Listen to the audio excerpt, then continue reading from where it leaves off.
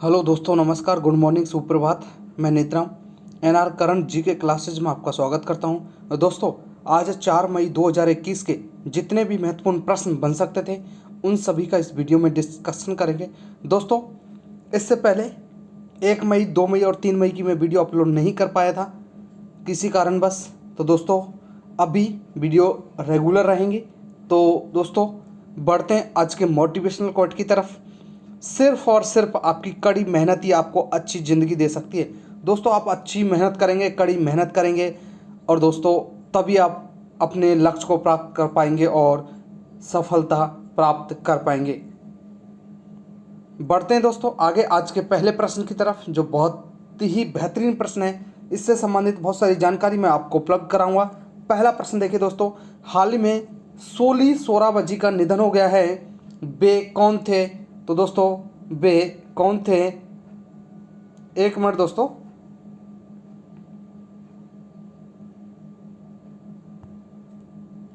हाँ, देखिए पहला प्रश्न है, हाल ही में सोली सोराबजी का निधन हो गया है। वे कौन थे? तो दोस्तों, वो पूर्व अटॉर्नी जनरल थे। ऑप्शन सी इसका सही आंसर है।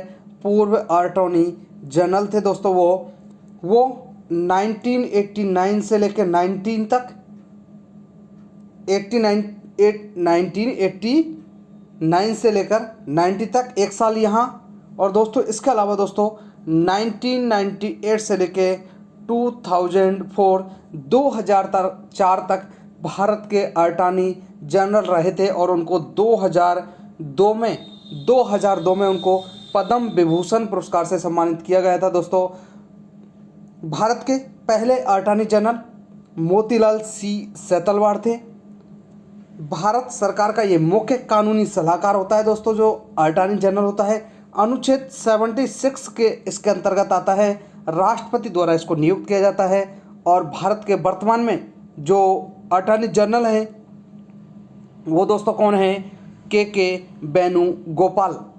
आगे बढ़ते हैं दोस्तों, कुछ प्रश्न देखिए। भारत के पहले अटॉर्नी जनरल कौन थे? तो दोस्तों मोतीलाल सी सेतलवाड़, ये इसका सही आंसर है। भारत के वर्तमान में अटॉर्नी जनरल कौन है? तो दोस्तों के जो वेणुगोपाल हैं, वेणुगोपाल, ये भारत के वर्तमान में अटॉर्नी जनरल हैं। आगे बढ़ते हैं, प्रश्न नंबर 2, हाल ही में किस राज्य सरकार ने कोरोना वॉरियर्स की योजना शुरू की है? सही आंसर दोस्तों ऑप्शन डी में देखिए, मध्य प्रदेश इसका सही आंसर है। इस योजना के अंतर्गत सरकार उन स्वास्थ्य कर्मचारियों के परिवारों की जिम्मेदारी उठाएगा जिनकी मृत्यु कोरोना के ड्यूटी समय कोरोना के लिए जो ड्यूटी पर तैनात थे उनसे उनकी मृत्यु हो गई है। उसके लिए ये कोरोना वॉरियर्स योजना चलाई गई, जिसमें 50 लाख रुपए जो प्रभावित परिवार है उसको 50 लाख रुपए की वित्तीय सहायता प्रदान की जाएगी।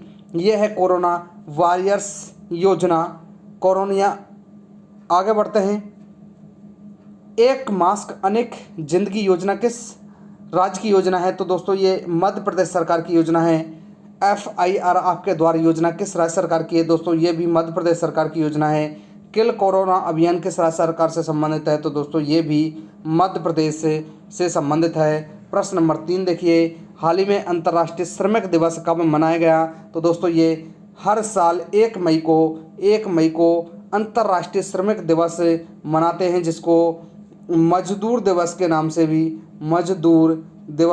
से भी जाना जाता है। हर साल 1 मई को इसको मनाया जाता है। 1889 में शिकागो में हेमा जो मार्केट था उसमें 1886 में हेमा मार्केट में, हे मार्केट है उसको हे मार्केट बोलेंगे, हे मार्केट में दंगे हुए थे। उसमें काफ़ी किसान मजदूर उनकी मृत्यु हो गई थी और उनके लिए ये एक दिन चुना गया था और इसे 1 मई को अंतर्राष्ट्रीय श्रमिक दिवस के रूप में मनाते हैं।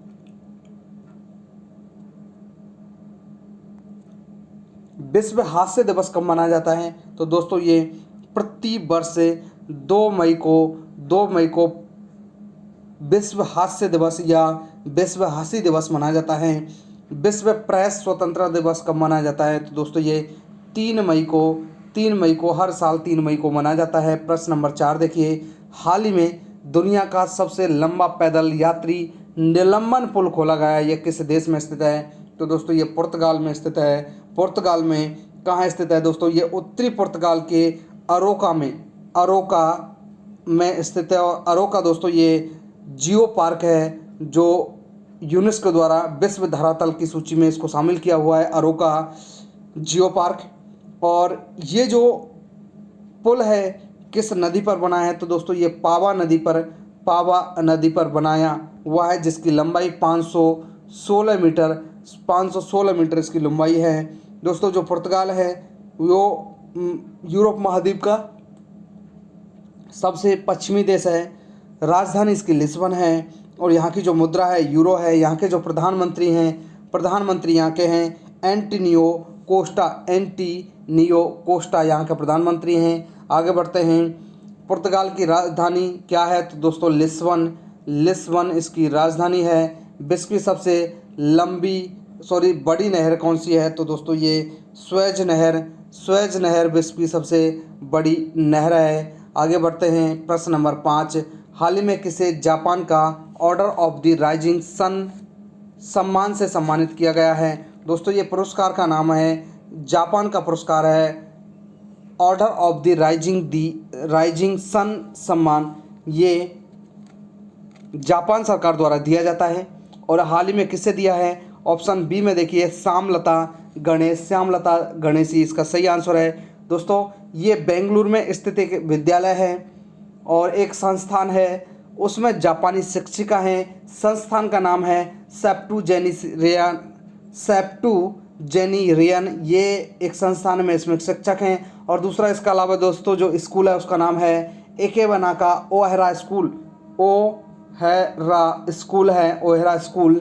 इनमें ये दोनों में अपना एक शिक्षण कार्य कराती हैं और इनको हाल ही में जापान का जो order of the rising sun सम्मान से सम्मानित किया गया है। जो इकेबाना है दोस्तों, इकेबाना ये एक दोस्तों फूलों की व्यवस्था की एक कला है।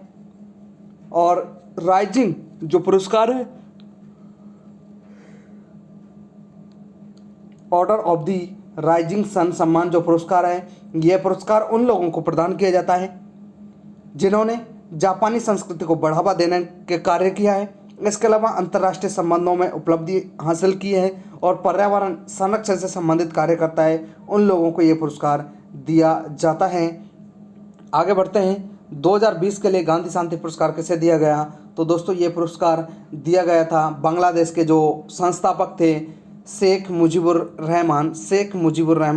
बिहारी पुरस्कार 2020 किसे दिया गया? तो दोस्तों ये मोहन कृष्ण बोहरा को ये पुरस्कार दिया गया। प्रश्न नंबर 6 देखिए, किस देश ने हाल ही में जानवरों के लिए कोविड-19 टीकों के पहले बैच का उत्पादन किया है? तो दोस्तों ये किसने किया है? रूस ने किया है। रूस ने हाल ही में जानवरों के लिए कोविड-19 के पहले टीके का जो बैच है उसका उत्पादन किया है। इस वैक्सीन का जो नाम दिया है दोस्तों कॉर्नीवैक,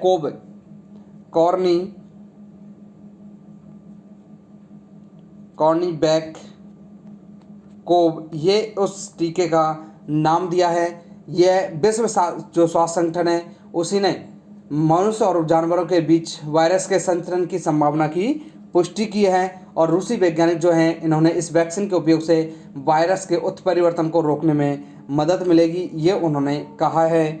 आगे बढ़ते हैं दोस्तों, प्रश्न नंबर 7, अंतर्राष्ट्रीय खगोल विज्ञान दिवस से इंटरनेशनल एस्ट्रोनॉमी डे निम्न में से किस दिन मनाया जाता है? तो दोस्तों ये हर साल 2 मई को मनाया जाता है। 2 मई को हर साल ये मनाया जाता है, 2 मई को। इसके अलावा दोस्तों अभी मैंने बताया था विश्व हास्य दिवस भी 2 मई को मनाया जाता है। और अंतर्राष्ट्रीय खगोल विज्ञान दिवस वर्ष में 2 बार मनाया जाता है, एक बार 26 सितंबर को और दूसरा 2 मई को। 2 बार इसको मनाते हैं दोस्तों, 26 सितंबर और 2 मई। इस दिन खगोल संस्थान जो प्लेनेटेरियम संग्रहालय विभिन्न गतिविधियों का आयोजन करता है और खगोल विज्ञान की दुनिया में सब के बारे में जागरूकता फैलाते हैं।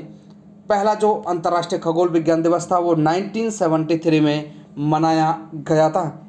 आगे बढ़ते हैं, विश्व प्रयोगशाला पशु दिवस कब मनाया जाता है? तो दोस्तों इसको 24 अप्रैल को मनाते हैं। सिविल सेवा दिवस कब मनाया जाता है? तो दोस्तों ये 21 अप्रैल को मनाते हैं। पृथ्वी दिवस कब मनाते हैं? तो दोस्तों ये 22 अप्रैल को पृथ्वी दिवस के रूप में मनाया जाता है। प्रश्न नंबर 8 देखिए, निम्न में से कौन सा देश कम गति वाली ड्राइवरलेस कारों को चलाने की अनुमति देने वाला पहला देश बन गया है? तो दोस्तों ये ब्रिटेन। ऑप्शन ए इसका सही आंसर है, ब्रिटेन। कम गति वाली ड्राइवरलेस कारों को चलाने की अनुमति देने वाला पहला देश ब्रिटेन बना है।